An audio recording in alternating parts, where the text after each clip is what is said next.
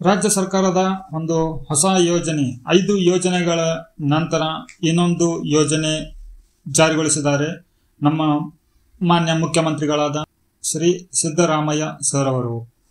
ಇನ್ಮುಂದೆ ಮನೆ ಬಾಗಿಲಿಗೆ ಆರೋಗ್ಯ ಸೇವೆಯನ್ನ ಒದಗಿಸಬೇಕು ಅಂತ ಹೇಳಿ ಸರ್ಕಾರದ ಮಹತ್ವದ ಒಂದು ಹೆಜ್ಜೆಯನ್ನ ಇಟ್ಟಿದ್ದಾರೆ.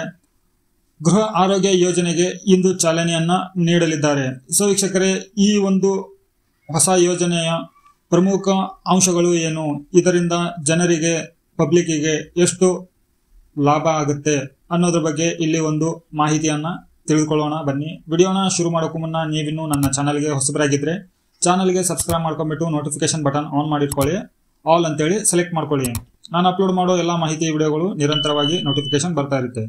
ವೀಕ್ಷಕರೇ ನೋಡಿ, ಇಲ್ಲಿ ಬಹಳ ಇನ್ಫಾರ್ಮೇಶನ್ ಸಿಗುವಂತ ಒಂದು ಮಾಹಿತಿಗಳಿಗಾಗಿ ನೀವು ಚಾನಲ್ಗೆ ಸಬ್ಸ್ಕ್ರೈಬ್ ಮಾಡಿ ಇಟ್ಕೊಂಡ್ರೆ ಯಾವುದು ನಷ್ಟ ಏನಿಲ್ಲ.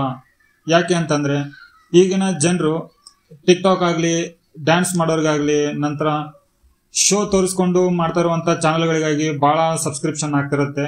ಆದರೆ ಅಂಥವ್ರಿಗೆ ಸಬ್ಸ್ಕ್ರಿಪ್ಷನ್ ಮಾಡೋದೇನು ಬೇಡ ಅಂತ ಹೇಳೋದಿಲ್ಲ. ಆದರೆ ಜೀವನದಲ್ಲಿ ಏನೆಲ್ಲ ಮಾಹಿತಿಗಳು ಅಗತ್ಯ ಇರುತ್ತೋ ಅಂಥದ್ದನ್ನ ನೀವು ಕುಳಿತುಕೊಂಡಲ್ಲಿಯೇ ನೋಡ್ಬೋದು. ಅಂತಹ ಮಾಹಿತಿಗಳಿಗಾಗಿ ಹಿಂದೆ ನಮ್ಮ ಚಾನಲ್ಗೆ ಸಬ್ಸ್ಕ್ರೈಬ್ ಮಾಡ್ಕೊಳ್ಳಿ, ಯಾಕೆಂದ್ರೆ ನಿಮ್ಮ ಸಪೋರ್ಟ್ ಕೂಡ ನಮಗೆ ಅಷ್ಟೇ ಅಗತ್ಯ ಇರುತ್ತೆ. ವಿಡಿಯೋನ ಶುರು ಮಾಡೋಣ. ನೋಡಿ ವೀಕ್ಷಕರೇ, ರಾಜ್ಯ ಸರ್ಕಾರದಿಂದ ಮಹತ್ವಾಕಾಂಕ್ಷೆಯಾಗಿ ಒಂದು ಹೊಸ ಯೋಜನೆಯನ್ನ ಜಾರಿಗೊಳಿಸಲಾಗ್ತಾ ಇದೆ. ಇವತ್ತು ಮಾನ್ಯ ಶ್ರೀ ಸಿದ್ದರಾಮಯ್ಯ ಸರ್ ಅವರು ಗೃಹ ಆರೋಗ್ಯ ಯೋಜನೆಯನ್ನ ಗುರುವಾರ ಬೆಂಗಳೂರಿನಲ್ಲಿ ಚಾಲನೆ ನೀಡಲಿದ್ದಾರೆ. ಅಂದ್ರೆ ಇವತ್ತು ಜನವರಿ ತಿಂಗಳಿನಲ್ಲಿ ರಾಜ್ಯಾದ್ಯಂತ ಯೋಜನೆಯನ್ನ ಜಾರಿಗೆ ತರಲಿದ್ದಾರೆ.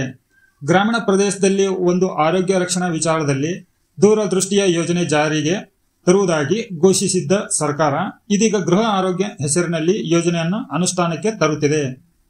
ಅಸಾಂಕ್ರಾಮಿಕ ರೋಗಗಳನ್ನ ಹತೋಟಿಗೆ ತರುವುದು ಗೃಹ ಆರೋಗ್ಯ ಯೋಜನೆಯ ಮುಖ್ಯ ಗುರಿಯಾಗಿದೆ. ದೇಶದಲ್ಲಿ ಅಸಾಂಕ್ರಾಮಿಕ ರೋಗಗಳು ಅಂದ್ರೆ ಕ್ಯಾನ್ಸರ್, ಮಧುಮೇಹ, ಬಿಪಿ, ಶುಗರ್ ಇಂಥದ್ರ ಬಗ್ಗೆ ಈ ಒಂದು ರೋಗಗಳಿಂದ ಜನರು ಬಳಲುತ್ತಿರುತ್ತಾರಲ್ವಾ, ಅಂಥವರಿಗೆ ಮನೆ ಬಾಗಿಲಿಗೆ ಬಂದುಬಿಟ್ಟು ನಿಮಗೆ ಆರೋಗ್ಯ ಸೇವೆಯನ್ನ ಕೊಡ್ತಾರೆ.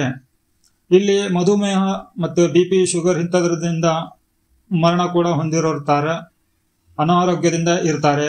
ಸೊ ಇಂಥವ್ರಿಗೆಲ್ಲರಿಗೂ ಕೂಡ ಮನೆಗೆ ಬಂದ್ಬಿಟ್ಟು ಚಿಕಿತ್ಸೆಯನ್ನ ಕೊಡ್ತಾರೆ. ನಂತರ 1 ತಿಂಗಳಿಗೆ ಆಗುವಷ್ಟು ನಿಮಗೆ ಔಷಧಿ, ಗುಳಿಗೆ ಇವನ್ನೆಲ್ಲಾನು ಕೊಡ್ತಾರೆ. ನಂತರ ನೀವು ತಪಾಸಣೆ ಕೂಡ ಮಾಡ್ಕೋಬಹುದು. ತಪಾಸಣೆ ಮಾಡ್ಕೊಂಡ್ಬಿಟ್ಟು ನಿಮಗೆ ನಿಮ್ಮ ಆರೋಗ್ಯಕ್ಕೆ ಯಾವ ಲಕ್ಷಣಗಳು ಇರುತ್ತಲ್ವೋ, ಕ್ಯಾನ್ಸರ್ ಇಂಥದ್ರದ್ದು ಏನಾದರೂ ಲಕ್ಷಣಗಳನ್ನ ಕಂಡುಕೊಂಡ್ರೆ ಆ ಒಂದು ಯೋಜನೆ, ಆ ಒಂದು ಚಿಕಿತ್ಸೆಯನ್ನ ನೀವು ಮನೆಗೆ ಬಂದಾಗ ನೀವು ಪಡೆದುಕೋಬಹುದು.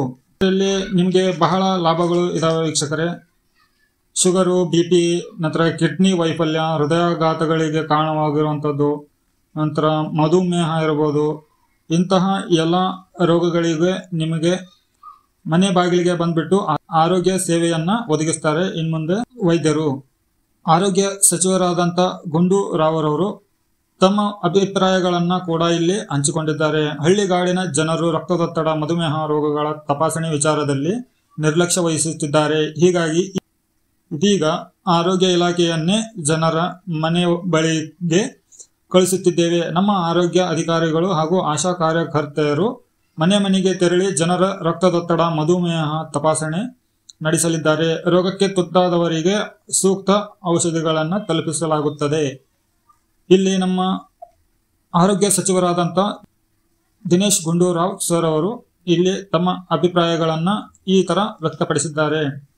ಇದು ನಿಮಗೆ ಪ್ರಶ್ನೆಗಳು ಇರಬಹುದು, ಏನಿದು ಗೃಹ ಆರೋಗ್ಯ ಯೋಜನೆ ಅಂತ ಹೇಳಿ.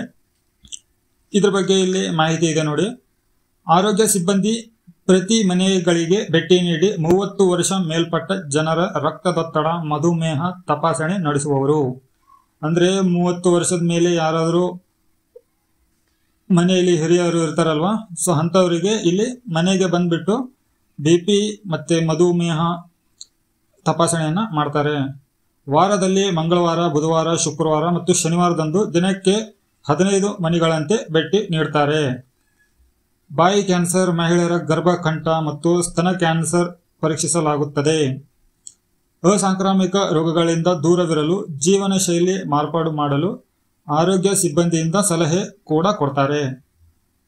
ರೋಗ ದೃಢಪಟ್ಟ ಪ್ರಕರಣಗಳಿಗೆ ಅಗತ್ಯ ಔಷಧಿಗಳನ್ನು ಮಾತ್ರೆ ಪಟ್ಟಿಗೆ ಮುಖಾಂತರ ಜನರ ಬಳಿಗೆ ಒದಗಿಸಲು ಯೋಜನೆಯಲ್ಲಿ ಸಿದ್ಧಪಡಿಸಲಾಗಿದೆ. ಈ ಒಂದು 5 ಅಂಶಗಳು ನಿಮಗೆ ಬಹಳ ಉಪಯುಕ್ತವಾಗುತ್ತೆ ವೀಕ್ಷಕರೇ. ಈ ಮಾಹಿತಿ ತಮಗೆ ಉಪಯೋಗ ಆಗಿದ್ರೆ ವಿಡಿಯೋಗೆ ಒಂದು ಲೈಕ್ ಕೊಡಿ, ಚಾನಲ್ಗೆ ಸಬ್ಸ್ಕ್ರೈಬ್ ಮಾಡ್ಕೊಳ್ಳಿ. ಮತ್ತೆ ಹೊಸ ಮಾಹಿತಿಯೊಂದಿಗೆ ಸಿಗ್ತೀನಿ. ಅಲ್ಲಿವರೆಗೂ ಜೈ ಹಿಂದ್.